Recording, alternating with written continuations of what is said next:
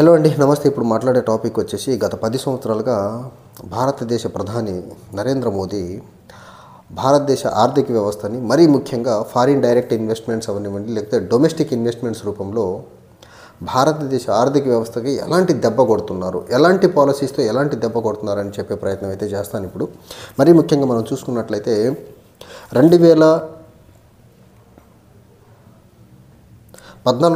నరేంద్ర మోడీ ప్రధాని అయిన దగ్గర నుంచి దేశానికి వచ్చేటువంటి నెట్ ఫారిన్ డైరెక్ట్ ఇన్వెస్ట్మెంట్స్ ఏవైతే ఉందో, మరీ ముఖ్యంగా 2024 ఏప్రిల్ అక్టోబర్ క్వార్టర్కి వచ్చేసరికి 12 సంవత్సరాల్లో లోయెస్ట్, 12 సంవత్సరాలు ఇన్ ద సెన్స్ ఇది 2025, ఇక్కడ నుంచి 12 సంవత్సరాలు అంటే 2013 కంటే lowest level of net foreign direct investment ఇండియాకి రావడం ఇదే మొట్టమొదటిసారి. It is a complete failure of Narendra Modi led regime at the centre. తర్వాత గ్రాస్ ఫారిన్ డైరెక్ట్ ఇన్వెస్ట్మెంట్స్ వచ్చేసి దగ్గరగా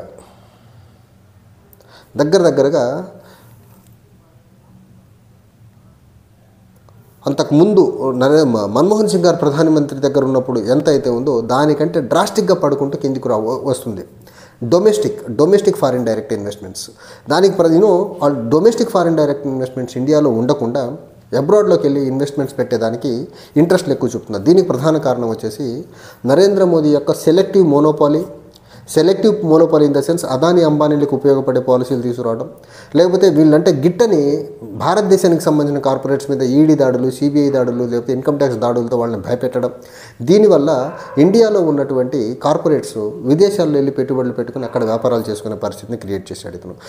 ఇది ఈ సెలెక్టివ్ మోనోపాలీ కాకుండా ఇంకొక 2 దరిద్రమైన పాలసీలు, demonetisation as well as GST tax, అంటే inconsistent tax policy, inconsistent economic policies వల్ల డొమెస్టిక్ ఇన్వెస్టర్స్ ఇక్కడ గవర్నమెంట్ ఆఫ్ ఇండియా ఎకనామిక్ ఎలాంటి పాలసీస్ తీసుకుంటుందో ఒక సర్టెనిటీ లేకపోవడం వల్ల దేశంలో ఇన్వెస్ట్ చేయకుండా అబ్రాడ్ వెళ్ళే ప్రయత్నం చేస్తున్నారు. తర్వాత ఇంకోటి, భారతదేశంలో ఈ మధ్యకాలంలో మరీ ముఖ్యంగా డొమెస్టిక్ ఇన్వెస్ట్మెంట్స్ తగ్గేదానికి ఇంకొక ప్రధాన కారణం ఏంటి అంటే, ఒకటి అన్ప్రెడిక్టబుల్ పాలసీస్, రెండోది కాన్స్టెంట్ ఫ్లిప్ ఫ్లాప్ ట్యాక్స్ పాలసీస్లో జరుగుతూ ఉంది. తర్వాత మూడోది ఇంకోటి మనం చాలా క్లియర్గా ఇక్కడ చూడాల్సింది ఏంటంటే, ఎకనామిక్ రిఫార్మ్స్ పరంగా ముందుకెళ్లాల్సిన ఈ ప్రభుత్వము పొలిటికల్ మోటివ్స్తో, పొలిటికల్ ఎజెండాతో ముందుకెళ్ళి ఎకనామిక్ రిఫార్మ్స్ని కంప్లీట్గా 10 సంవత్సరాల్లో నరేంద్ర మోదీ ప్రభుత్వం ఎకనామిక్ రిఫార్మ్స్ అనేది కంప్లీట్గా ఇగ్నోర్ చేసేసి కంప్లీట్ పొలిటికల్ మోటోతో ముందుకెళ్ళడం అనేది చాలా దుర్మార్గమైన, చాలా దురుద్దేశంతో కూడుకున్న అంశం అది. తర్వాత ఇవి కాకుండా any economy to sustain or any economic or foreign direct ఇన్వెస్ట్మెంట్స్కి సంబంధించి చాలా ప్రధాన కొలమానం అయితే ఏదైతే ఉందో గ్రాస్ ఫిక్స్డ్ క్యాపిటల్ ఫార్మేషన్ అనేది చాలా important.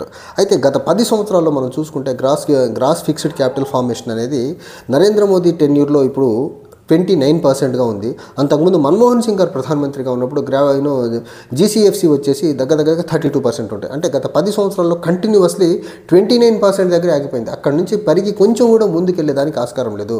Gross fixed capital formation ఇంతలా తగ్గేదానికి ప్రధాన కారణం అగైన్ నరేంద్ర మోదీ యొక్క ఇన్కన్సిస్టెంట్ పాలసీస్. ఇక్కడ పాలసీస్ ఇన్కన్సిస్టెంట్గా ఉండటం వల్ల గ్రాస్ ఫిక్స్డ్ క్యాపిటల్ ఫార్మేషన్ వచ్చేసి గత 10 సంవత్సరాలుగా కంటిన్యూస్లీ డౌన్వర్డ్ డైరెక్షన్లో వెళ్తుంది తప్ప ఒక్క సంవత్సరం కూడా అప్వర్డ్ డైరెక్షన్లో వెళ్ళలేదు. దీన్ని బట్టి మనం క్లియర్గా అర్థం చేసుకోవచ్చు, నరేంద్ర మోదీ ఎన్నికల గెలుపు కోసం, లేకపోతే భారతదేశంలో పార్టీలను చీల్చేదానికి, ప్రాంతీయ పార్టీలను చీల్చేదానికి చూపించే ఇంట్రెస్ట్ ఎకనామిక్ పాలసీస్ మీద భారతదేశం యొక్క ఆర్థిక వ్యవస్థను బలోపేతం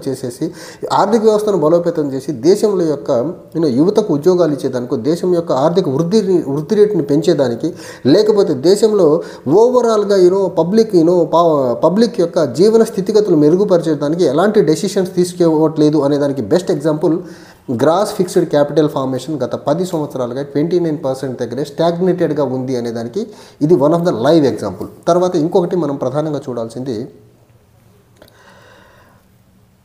భారతదేశంలో నరేంద్ర మోదీ ప్రధాని అయిన తర్వాత కార్పొరేట్స్కి సంబంధించి కాన్ఫిడెన్స్ క్రియేట్ చేయడంలో మిజరబుల్గా ఫెయిల్ అయిపోయాడు. డొమెస్టిక్ కార్పొరేట్స్ అవనివ్వండి, ఫారిన్ కార్పొరేట్స్ అవనివ్వండి. దీనికి అగైన్ ప్రధాన రీజన్ బిహైండ్ ఇట్ ఏంటంటే కార్పొరేట్స్కి కాన్ఫిడెన్స్ క్రియేట్ చేయడంలో ఫెయిల్ అయ్యేదానికి అగైన్ అదానీ అంబానీ. ఈయనకు చుట్టూ ఉండే కొద్ది మంది వ్యాపారస్తుల్ని మేలు చేసేదానికి వాళ్ళను వ్యాపార పరంగా లేకపోతే ఆర్థికంగా వాళ్ళని బలవంతులు చేసేదానికి మిగిలిన global as well as domestic corporates మొత్తానికి ఇగ్నోర్ చేసేసి ముందుకెళ్తున్న విధానం ఏదైతే ఉందో అది ఖచ్చితంగా భారతదేశం మరీ ముఖ్యంగా యువత పాలిట అది ఒక శరాఘాతంగా మారిపోయింది నరేంద్ర మోదీ ఈ పాలసీస్. ఇవి నాకు తెలిసి బీజేపీని గుడ్డిగా ఆరాధించే వాళ్ళు ఎకనామిక్ ఇండికేటర్స్ మీద మరీ ముఖ్యంగా ఫారిన్ డైరెక్ట్ ఇన్వెస్ట్మెంట్స్, అది డొమెస్టిక్ అవనివ్వండి లేకపోతే ఫారిన్ డైరెక్ట్ ఇన్వెస్ట్మెంట్స్ అవనివ్వండి, ఈ foreign as well as domestic investment రెండింటి మీద అసలు ఫోకస్ చేసే దరిదాపుల్లో కూడా వెళ్ళట్లేదు.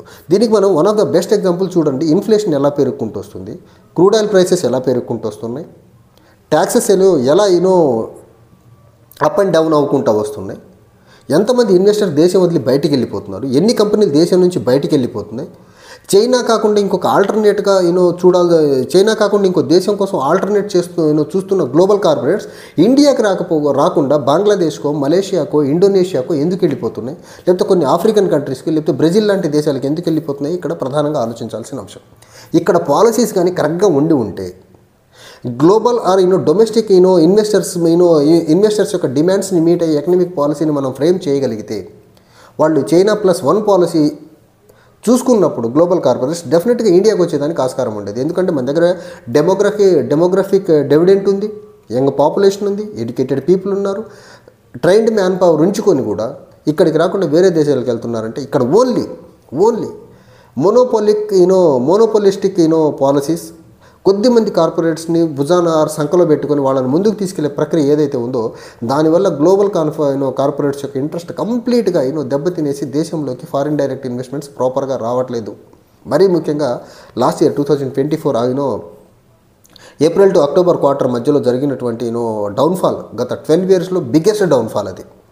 సో దీన్ని బేస్ చేసుకుని నరేంద్ర మోదీకి అసలు భారతదేశం యొక్క ఎకానమీని అగ్రగామిగా తీసుకెళ్లేదానికి ఆయన ఏమాత్రం పూనుకోవట్లేదు అనేదానికి ఇంతకంటే బెస్ట్ ఎగ్జాంపుల్ ఇంకోట్లేదు. ఒకటి, ప్రాపర్గా ఇన్వెస్ట్మెంట్స్ రాకుండా, అది డొమెస్టిక్ అవనివ్వండి, ఫారిన్ అవనివ్వండి, అండ్ ట్యాక్స్ స్ట్రక్చర్లో స్టెబిలిటీ లేకుండా ఏ ఎకానమీ కూడా సస్టైన్ మేనర్లో ముందుకెళ్లేదానికి ఆస్కారం లేదు. అండ్ ఇన్వెస్ట్మెంట్స్ ప్రాపర్గా లేకపోతే ఖచ్చితంగా దేశంలో ఉపాధి కల్పన అనేది జరిగేదానికి ఆస్కారం లేదు. యంగర్ పీపుల్కి ఆర్ యంగర్ జనరేషన్కి ఎంప్లాయ్మెంట్ దొరికేదానికి ఆస్కారమే లేదు. అండ్ యంగర్ జనరేషన్కి ఎంప్లాయ్మెంట్ దొరకకుండా దేశము పురోగతిలో ముందుకెళ్లేదానికి ఆస్కారం లేదు. ఏదైతే ఇండియాలో ఈరోజు యంగర్ జనరేషన్ ఎక్సెస్గా ఉందో, ప్రపంచం మొత్తానికి ఒక హాట్స్పాట్గా ఉందో డెమోగ్రఫిక్ డివిడెంట్లో, దాన్ని మిస్యూజ్ చేసే డైరెక్షన్లో వెళ్ళేదానికి ఆస్కారం ఉంది తప్ప దాన్ని ప్రాపర్గా యూటిలైజ్ చేసుకొని ఇండియాని ఒక సస్టైన్డ్ ఆర్ గ్లోబల్ ఎకనామిక్ హాట్స్పాట్గా మార్చేదానికైతే ఆస్కారం లేదు. ఇదంతా జరగాలంటే ఫస్ట్ నరేంద్ర మోదీ ప్రధానిగా ఆయన మైండ్ సెట్ మార్చుకోవాలా. పార్టీల్ని చీల్చడం, ఎన్నికల్లో గెలవడం అనే దృష్టిని పక్కన పెట్టేసేసి ఎకనామిక్ రిఫార్మ్స్ మీద ఫోకస్ చేయాలి. ఎలాంటి రిఫార్మ్స్ తీసుకొస్తే global or as well as domestic investors ఎక్కువ ఇన్వెస్ట్మెంట్స్ దేశంలో పెడతారు, ఎక్కువ మంది యువతకు ఉపాధి దొరుకుద్ది, ఎక్కువ ప్రొడక్షన్ జరుగుద్ది, ఎక్కువ జీడిపి గ్రోత్ రేట్ జరుగుద్ది అనే దాని మీద ఫోకస్ చేస్తే బాగుంటుంది తప్ప ఇప్పుడు ఢిల్లీ ఎన్నికలకి అనౌన్స్మెంట్ వచ్చేసింది. ఢిల్లీ ఎన్నికలు అయిపోయిన తర్వాత బీహార్ ఎన్నిక ఎలా గెలవాలి, ఈ మధ్యకాలంలో ప్రాంతీయ పార్టీలు ఏ పార్టీలో ఎలాంటి లోసుగులు ఉన్నాయి, ఏ పార్టీని ఎలా చీల్చాలనే దుర్బుద్ధికి పోకుండా ఫోకస్ మొత్తం కంప్లీట్గా ఎకానమీ మీద పెట్టగలిగితే ఎన్నికలు వచ్చినప్పుడు ఎన్నికల ప్రచారం వరకే కన్ఫైన్ అయిపోయి ప్రధానమంత్రి దేశానికి మేలు. అలా కాకుండా ఎన్నికల మీద ఫోకస్ మొత్తం పెట్టేసి ఎకనామిక్ రిఫార్మ్స్ మీద లేకపోతే ఎకానమీ మీద ఫోకస్ ప్రాపర్గా లేకుండా ఉన్నట్లయితే దేశంలో మరీ ముఖ్యంగా యువత, పేదవాళ్ళు మాత్రం ఎక్కువ మొత్తంలో ఇబ్బందులు లేకపోతే నష్టాలకు గురయ్యేదానికి ఆస్కారం ఉంది. Thank you.